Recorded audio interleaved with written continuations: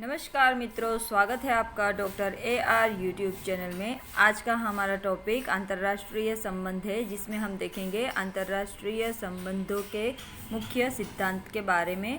Please video को like, share, subscribe जरूर करें। नए हैं तो सब्सक्राइब का बटन दबा लें। चलिए स्टार्ट करते हैं। आज हम बिना एक टाइम नया वेस्ट चैप्टर चालू करने जा रहे हैं जिसका नाम है अंतर्राष्ट्रीय संबंध।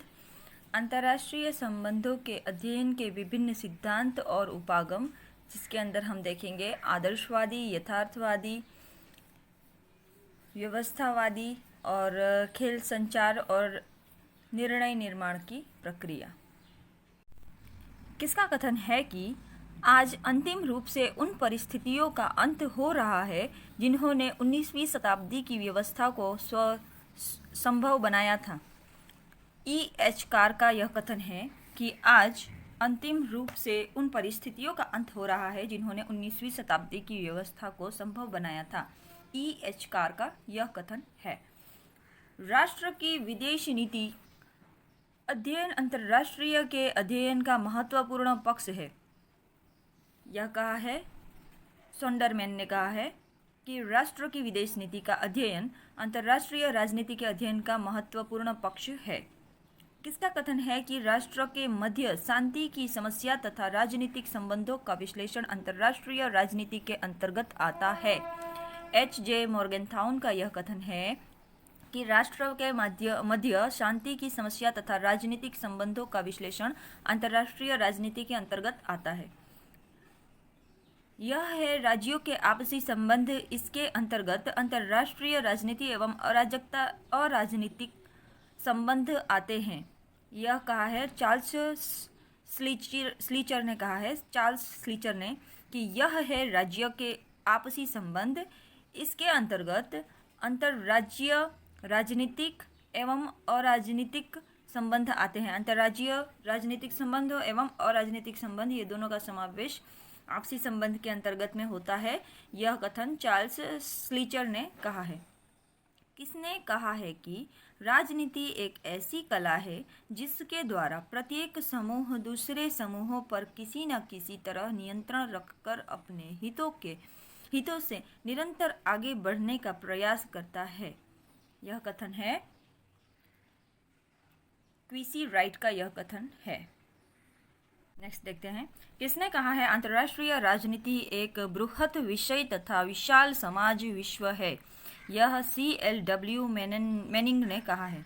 C.L.W. मैनिंग ने कहा है अंतर्राष्ट्रीय राजनीति एक बृहत विषय तथा विशाल समाज है।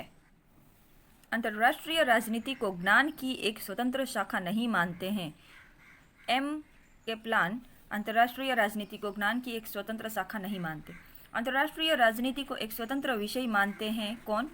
क्विंसी राइट अंतर्राष्ट्रीय राजनीति को एक स्वतंत्र विषय मानते हैं। Quincy Wright. अंतर्राष्ट्रीय राजनीति को राष्ट्रों के बीच निरंतर होने वाले शक्ति संघर्ष के रूप में किसने परिभाषित किया है? मॉर्गनथाउन ने अंतर्राष्ट्रीय राजनीति को राष्ट्रों के बीच में निरंतर होने वाले शक्ति संघर्ष के रूप में परिभाषित किया है। मॉर्गनथाउन ने। किसने कहा है कि अंतर्राष्ट्रीय राजनीति का अध्ययन वास्तव में विदेश नीतियों के अध्ययन के अतिरिक्त कुछ नहीं है? कैलिक्स ग्रास का यह कथन है कि अंतर्राष्ट्रीय राजनीति का अध्ययन वास्तव में विदेश नीतियों के अध्ययन के अतिरिक्त कुछ भी नहीं है। चार्ल्स स्लीचर के अनुसार राजनीति स्वभाव, शक्ति और संघर्ष से संबंधित है। चार्ल्स स्लीचर के अनुसार राजनीति स्वभाव, शक्ति और संघर्ष से संबंधित है। अपनी शैशवावस्था में अंतर्राष्ट्रीय राजनीति विषय की किससे अधिक निकटता रही? तो शैशवावस्था मतलब शिशु अवस्था में अंतर्राष्ट्रीय राजनीति के विषय सबसे अधिक निकट थे। राजनीतिक इतिहासकारों से खूब ही निकट थे। अपने शिशु अवस्था में जब अंतर्राष्ट्रीय राजनीति विषय था, तब इतिहासकारों से वह बहुत ही घनिष्ठ संबंध, निकट संबंध रखता था। अंतर्राष्ट्रीय राजनीति का उदय अमेरिका में हुआ था। अंतर्राष्ट्रीय राजनीति का उदय सर्वप्रथम अमेरिका में हुआ माना जाता है। नेक्स्ट, अंतर्राष्ट्रीय राजनीति के बदले हुए स्वरूप को काबू से बाहर होने वाली डाक गाड़ी कहा गया है। यह मैनिंग ने कहा है कि अंतर्राष्ट्रीय राजनीति के बदले हुए स्वरूप को काबू से बाहर होने वाली डाक गाड़ी है, कहा है मैनिंग ने। अंतर्राष्ट्रीय राजनीति में सिद्धांत निर्माण की प्रवृत्ति कब प्रचलित हुई? दूसरे विश्व युद्ध के पश्चात अंतर्राष्ट्रीय राजनीति के सिद्धांत में निर्माण की प्रवृत्ति प्रचलित हुई। अंतर्राष्ट्रीय राजनीति का आदर्शवादी उपागम मुख्यतः संबंधित है विश्व सरकार की आवश्यकता प्रतिपादित करना। अंतर्राष्ट्रीय राजनीति का आदर्शवादी उपागम मुख्यतः संबंधित है विश्व सरकार की आवश्यकता प्रतिपादित करने से। नेक्स्ट है आदर्शवादी अंतर्राष्ट्रीय राजनीति से युद्ध, भूख, असमानता, तानाशाही, शक्ति, हिंसा आदि जैसी बुराइयों को दूर करने के लिए किसके पक्ष की बात करते हैं? शिक्षा, तर्क और विज्ञान के पक्ष की बात करते हैं आदर्शवादी। अंतर्राष्ट्रीय राजनीति के अंदर से युद्ध, भूख, असमानता, तानाशाही, शक्ति, हिंसा आदि जैसी बुराइयों को दूर करने के लिए लोगों में क्या जरूरी है? शिक्षा, तर्क और विज्ञान की जरूरत है। ये ऐसा विचार आदर्शवादी मानते हैं। नेक्स्ट, किसने कहा कि मानवीय सुखों से भरपूर एक विश्व का निर्माण मानव शक्ति से प्राप्त के लिए असंभव नहीं है? बर्ट्रैंड रसेल ने कहा कि मानवीय सुखों से भरपूर एक विश्व का निर्माण मानव शक्ति से प्राप्ति के लिए असंभव नहीं है। मानव शक्ति से प्राप्ति के लिए असंभव नहीं है, यह बर्ट्रैंड रसेल का कथन है। नेक्स्ट, संयुक्त राज्य अमेरिका में आदर्शवाद के सबसे बड़े प्रवक्ता रहे हैं वुडरो विल्सन। वुडरो विल्सन ने जो शांति के 14 अपने नियम बताए थे, वो नियम संयुक्त राज्य अमेरिका में आदर्शवादियों के लिए बहुत ही इम्पोर्टेंट है। और उसे हमने राष्ट्रसंघ जो कि विश्व युद्ध से पहले जो प्रथम राष्ट्रसंघ बना था, उसमें वुडरो विल्सन के 14 आदर्शों को समाविष्ट भी किया गया है। तो संयुक्त राज्य अमेरिका में आदर्शवाद के सबसे बड़े प्रवक्ता वुडरो विल्सन रहे हैं। किसने लिखा है कि आदर्शवादियों के लिए राजनीति एक अच्छी सरकार की कला है, न कि स्वाभाविक सरकार की कला। एक अच्छा राजनीतिक व्यक्ति वह नहीं करता जो संभव होता है, बल्कि वह करता है जो अच्छा है। वह अपने सह मानवों को आंतरिक तथा अंतर्राष्ट्रीय दोनों स्तरों पर अच्छा जीवन तथा सम्मान प्रदान करता है। यह कोलंबियस तथा वुल्फ का कथन था कि कोलंबियस तथा वुल्फ ऐसा कहते हैं कि आदर्शवादी के लिए राजनीति कैसा है? एक अच्छी सरकार की कला है, न कि संभवित सरकार की कला।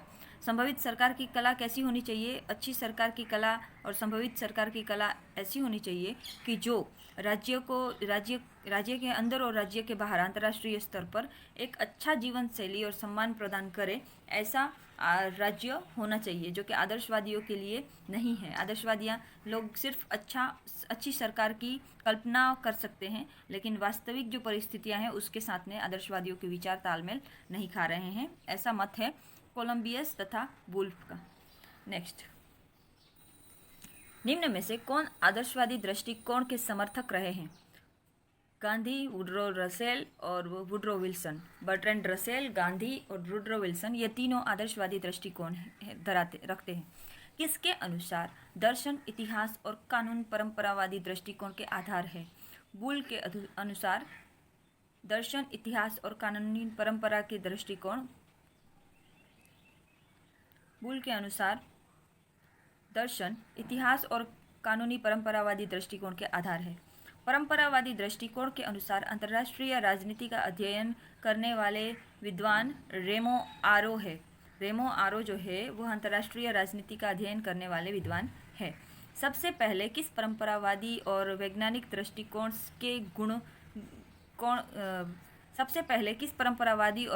दृष्टिकोण के गुणों के प्रश्नों को अपने विचारों का केंद्र बनाया है?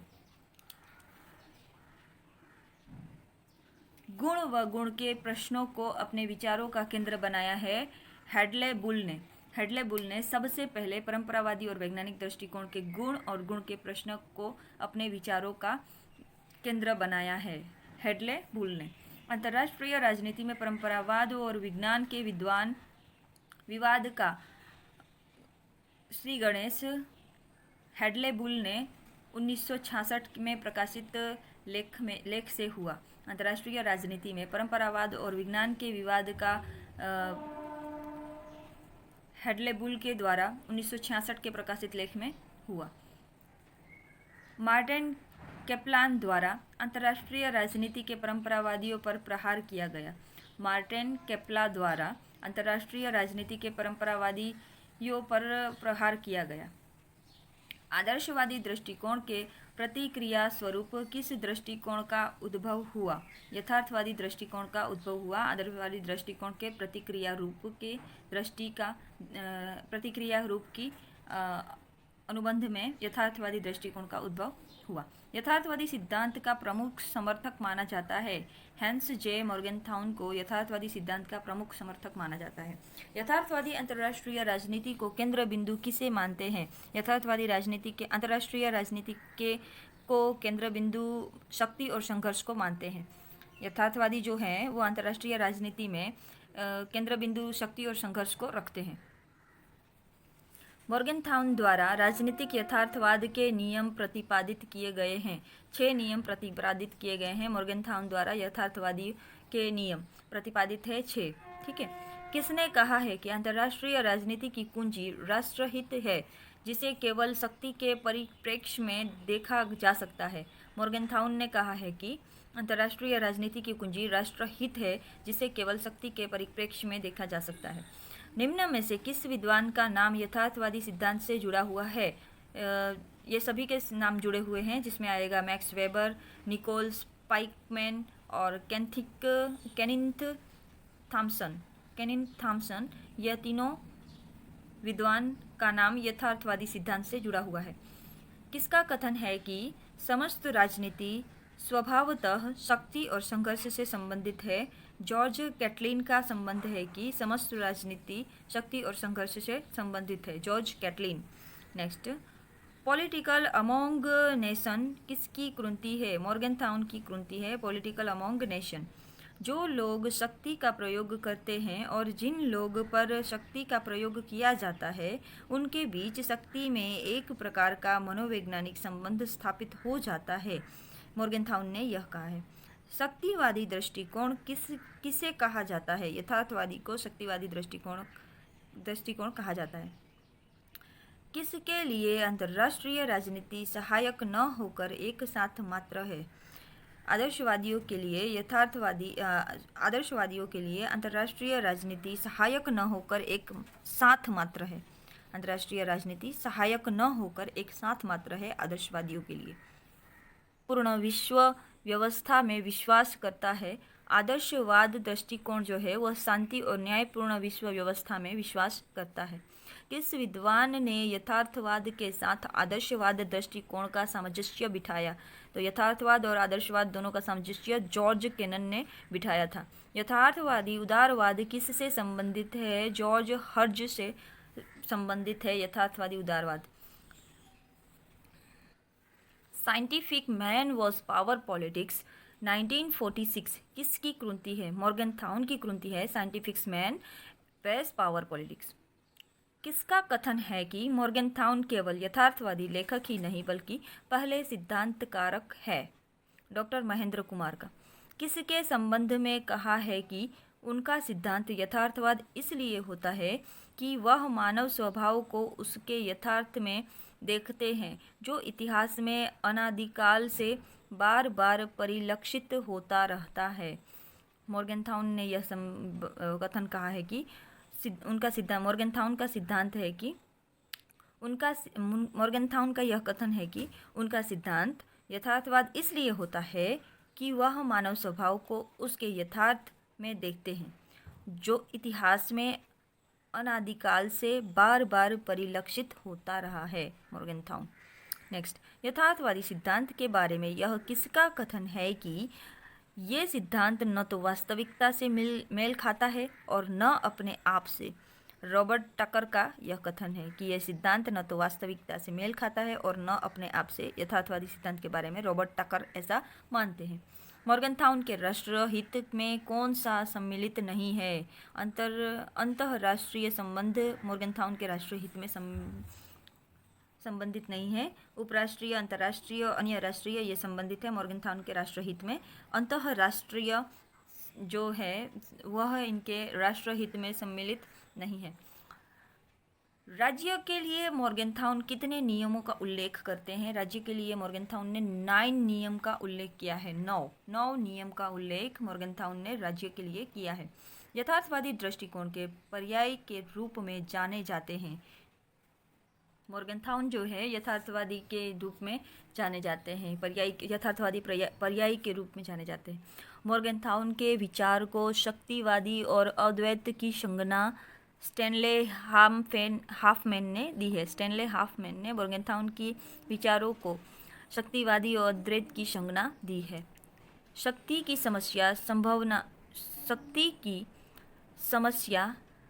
संभावनाओं पर विचार करते हुए मॉर्गनथाउन ने शांति संबंधी प्रयासों को 3 भाग में विभाजित किया है।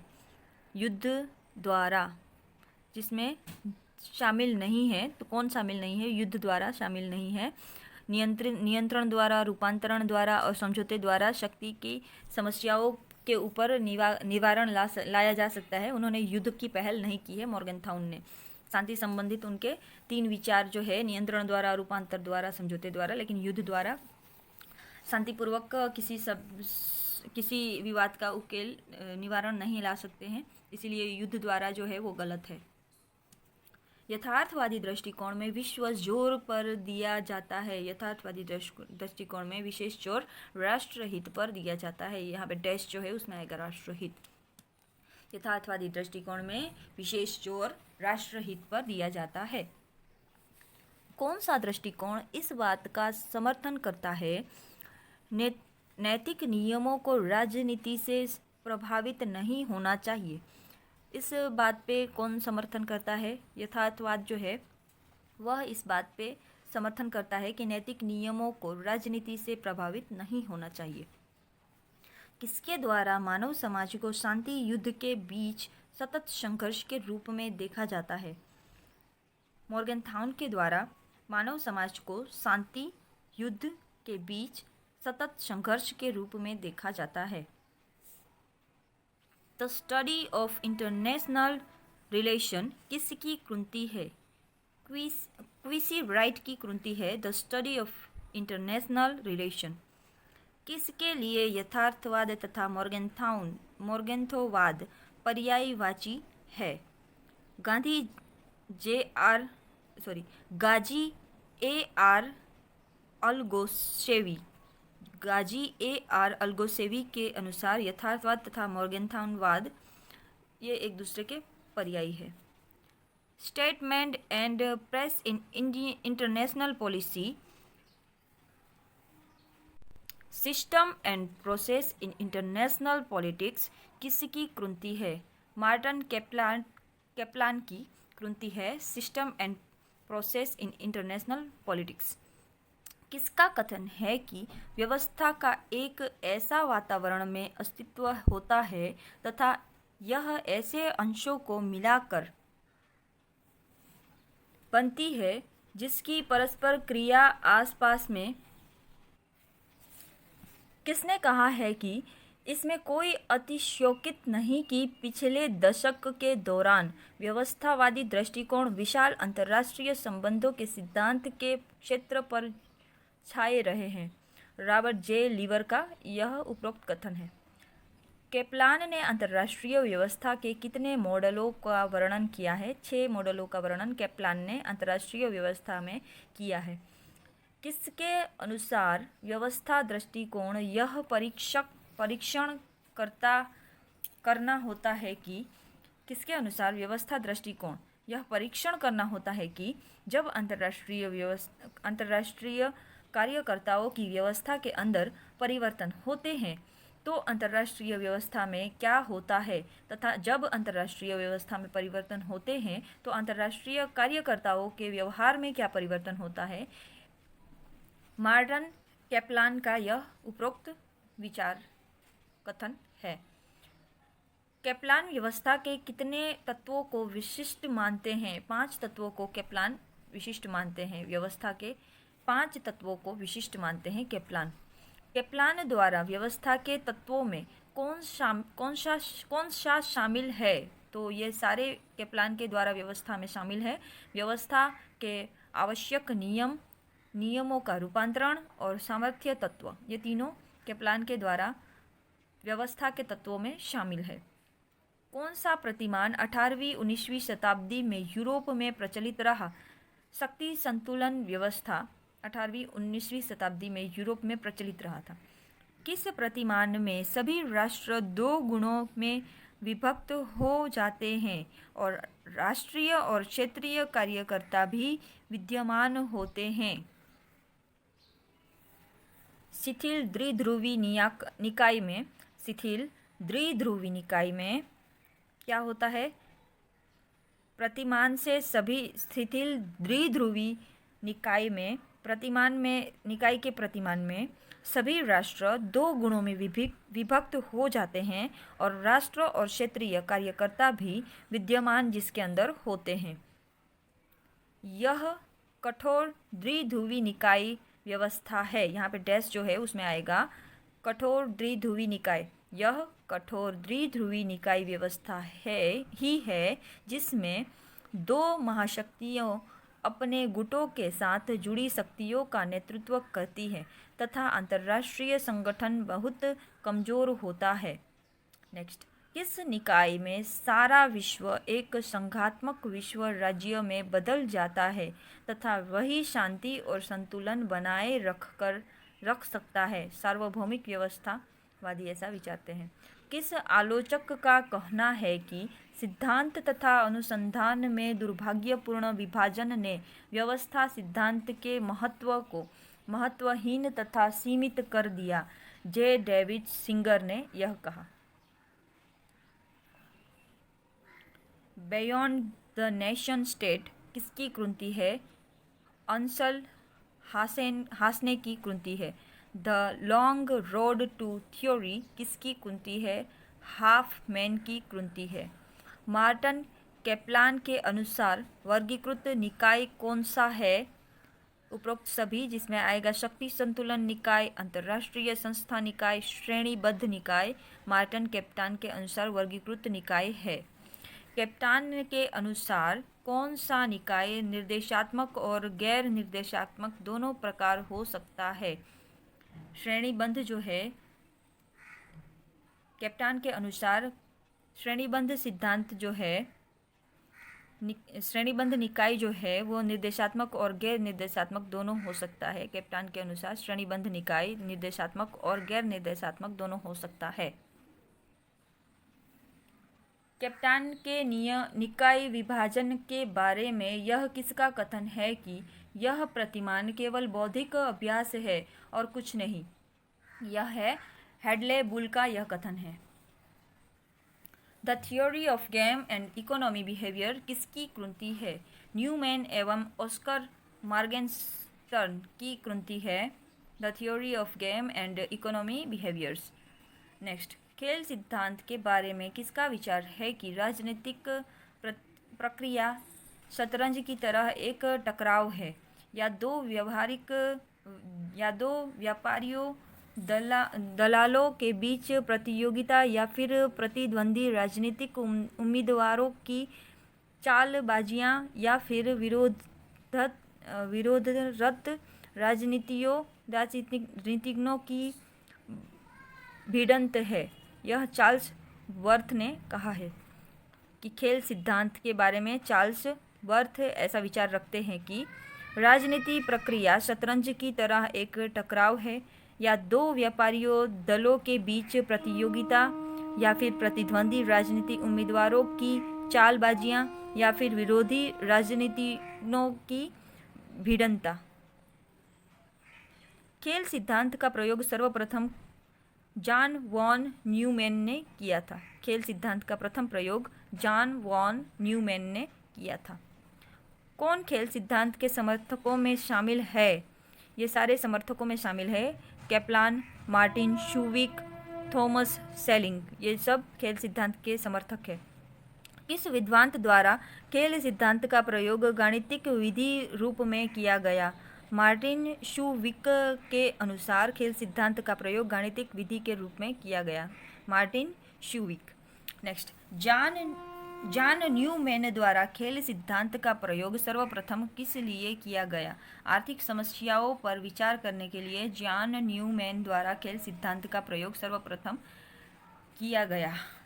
नेक्स्ट, किस सिद्धांत का मानना है कि निर्णय निर्माण परिस्थितियां खेलों के समान होती है?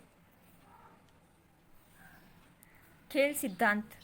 नेक्स्ट, खेल सिद्धांत के कितने प्रतिमान प्रस्तुत किए गए हैं? 4 प्रतिमान खेल सिद्धांत के प्रस्तुत किए गए हैं। द स्ट्रेटेजी ऑफ काफिल्ट किसकी कृति है? The strategy of conflict Thomas Schelling की कृति है। खेल सिद्धांत से क्या अभिप्राय है? यह विश्लेषण का एक तरीका है और इसमें कई विकल्पों में से श्रेष्ठ विकल्प का चयन करना होता है। नेक्स्ट, अंतर्राष्ट्रीय राजनीति में खेल सिद्धांत के प्रतिमानों को अपनाने का प्रयास किया गया। उपरोक्त सभी द्वारा रिचार्ड क्वांट बर्न्स और केप्लान, ये तीनों के द्वारा खेल सिद्धांत को अंतर्राष्ट्रीय राजनीति में अपनाने का प्रयास किया गया। कौन सा खेल प्रतिमान शुद्ध लाभ और हानि पर आधारित है? तो जीरो सम गेम जो है वह खेल प्रतिमान शुद्ध लाभ और हानि पर आधारित है। नेक्स्ट, कौन से खेल प्रतिमान में सहयोग और प्रतिस्पर्धा बनी रहती है? तो नो जीरो गेम में खेल सहयोग और प्रतिस्पर्धा बनी रहती है। सहयोग और प्रतिस्पर्धा बनी रहती है नो जीरो गेम में। मार्टिन शुलिक खेलों के प्रकारों के कितने वर्गों में रखते हैं? मार्टिन शुलिक खेलों के प्रकारों को 3 वर्ग में रखते हैं। खेल सिद्धांत को कूटनीति तथा राजनीति युद्ध के लिए अधिक उपयुक्त किसने माना है? राइकर ने खेल सिद्धांत को कूटनीति तथा राजनीतिक सिद्धांतों के लिए अधिक उपयुक्त माना है। खेल सिद्धांत में यूएनओ की भूमिका होती है। रेफरी के रूप में खेल सिद्धांत में यूएनओ अपना कार्य निभाता है।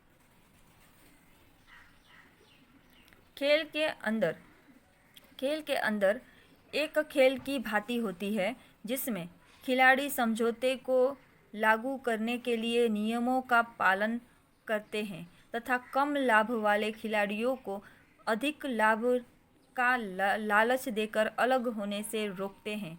किसका कथन है? शुविक का यह कथन है। किसका कथन है कि रणनीति का विश्लेषण करने के लिए खेल विश्लेषण सर्वोत्तम उपकरण है? न्यूमैन का यह कथन है कि रणनीति का विश्लेषण करने के लिए खेल विश्लेषण सर्वोत्तम उपकरण है। किस अमेरिकी गणितज्ञ को संचार सिद्धांत का प्रवर्तक माना जाता है? नॉर्बर्ट वीनर को अमेरिकी गणित के संचार सिद्धांत का प्रवर्तक माना जाता है। अंतर्राष्ट्रीय राजनीति में संचार सिद्धांत को लागू करने का श्रेय कार्ल ड्वेयच को जाता है। कार्ल ड्वेयच को अंतर्राष्ट्रीय राजनीति में संचार सिद्धांत लागू करने का श्रेय जाता है। द नर्वस ऑफ गवर्नमेंट किसकी कृति है? कार्ल डायच की कृति है। डायच का शोध लेख किस पुस्तक में छपा है? Communication modern and decision system पुस्तक में डायच का शोध लेख छपा था। डायच का लेख किस पुस्तक में छपा था? डायच का लेख कंटेम्परेरी पॉलिटिकल एनालिसिस में छपा था। संचार सिद्धांत के मुख्य समर्थक माने जाते हैं, ये सभी संचार सिद्धांत के मुख्य समर्थक हैं वीनर, कार्ल डायच और मैक्लीलैंड। किसका कथन है कि संचार एक ऐसा सीमेंट है जिसके संगठन बनते हैं जिसके संगठन बनते हैं? एक ऐसा सीमेंट है जिसके संगठन बनते हैं। वीनर का यह कथन था कि संचार एक ऐसा सीमेंट है कि जिससे क्या बनता है? संगठन बनता है। संचार प्रतिमान के लिए साइबरनेटिक्स शब्द का प्रयोग किसके द्वारा किया गया? कार्ल डायच द्वारा संचार प्रतिमान के लिए साइबरनेटिक्स शब्द का प्रयोग हुआ था। Karl Deutsche. नेक्स्ट, किसका कथन है कि अंतर्राष्ट्रीय राजनीति के निर्णय निर्माण प्रतिमान इस अणुयुग में बिल्कुल उपयुक्त है जो उद्देश्य में परिवर्तन करने का यथेष्ट योग्यता की मांग करते हैं? जॉन बर्टन का यह कथन है कि अंतर्राष्ट्रीय राजनीति के निर्माण प्रतिमान इस अणु युग में बिल्कुल उपयुक्त है, जो उद्देश्य में परिवर्तन करने की यथेष्ट योग्यता की मांग करते हैं। नेक्स्ट, वीनर ने किस आधारों पर संचार सिद्धांत का विकास किया? उपरोक्त सभी, जिसमें आएगा संदेश सिद्धांत, फीडबैक सिस्टम, साइबरनेटिक्स। ये सभी लोगों ने, वीनर ने किस आधारों पर संचार सिद्धांत का विकास किया? तो ये सभी के सिद्धांतों पर वीनर ने अपने आधार संचार का सिद्धांत विकसित किया था। Next, communication modern and disease system किसके द्वारा संपादित है? तो जेम्स सी चार्ल्सवर्थ द्वारा संचालित है। Communication modern and disease system James C Charlesworth के द्वारा संपादित है। डायच ने संचार सिद्धांत के विश्लेषण में किन परिणात्मक तत्वों को जोड़ा? उपरोक्त सभी, जिसमें डायच ने अपने संचार सिद्धांत के विश्लेषण में ये चारों परिणामों को जोड़ा था: भार, अभिलाभ, पश्चात, अग्रता। नेक्स्ट, यह सिद्धांत अंतर्राष्ट्रीय संबंधों में नियंत्रण तथा संप्रेषण के प्रतिमान तथा सिद्धांत बनने के लिए सहमति ही नहीं बल्कि एक सुसंगत वैचारिक योजना भी देता है। यह रॉबर्ट जे लीबर का कथन था। निर्णय परक सिद्धांत का समर्थन मुख्यतः किसके द्वारा किया गया? उपरोक्त सभी द्वारा निर्णय सिद्धांत का समर्थन किया गया, जिसमें आते हैं रिचर्ड स्नाइडर, बर्टन सापिन और H.W. बार्कर। किसका कथन है कि निर्णय निर्धारित की गई एक ऐसी चीज है जो कि वास्तविक रूप में संपन्न होने से पहले आती है? यह हेमैन का कथन है। तो आज तक के लिए इतना ही। अंतर्राष्ट्रीय संबंध में आगे के क्वेश्चन देखने के लिए देखते रहिए डॉक्टर AR यूट्यूब चैनल को लाइक, शेयर, सब्सक्राइब जरूर करें। और हमारे सारे वीडियोस के लिए नए नोटिफिकेशन के लिए सब्सक्राइब ना किया हो तो सब्सक्राइब कर लीजिए। डॉक्टर AR यूट्यूब चैनल में हमेशा बने रहिए। अपना और अपने आसपास का ख्याल रखिए। Good bye.